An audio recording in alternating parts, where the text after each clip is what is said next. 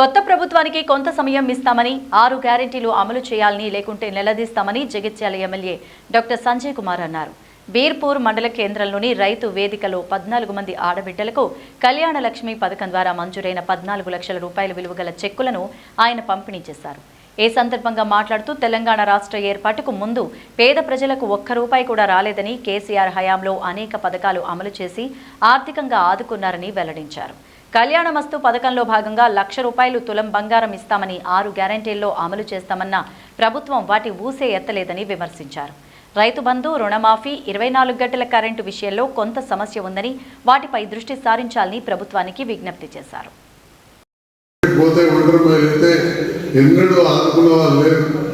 ఈ ప్రభుత్వం వచ్చిన తర్వాతనే ఆదుకోవడం జరిగింది. మరిగా ఇప్పుడు కొత్త ప్రభుత్వం వచ్చింది చూద్దాం. ఇలా కళ్యాణ లక్ష్మి పేదలకి కొద్దిగా మారిపోతుంది. డిసెంబర్ 9 అంటే ఇవాళకి వెళ్ళి 20 రోజుల కిందకి లగ్గాలైన వాళ్ళందరికీ కూడా కళ్యాణ లక్ష్మి కాదు కళ్యాణ మస్తు అని పేరు పెట్టారు. మస్తుగా ఈ పైసలతో పాటు తులం బంగారం కూడా ఇస్తారట.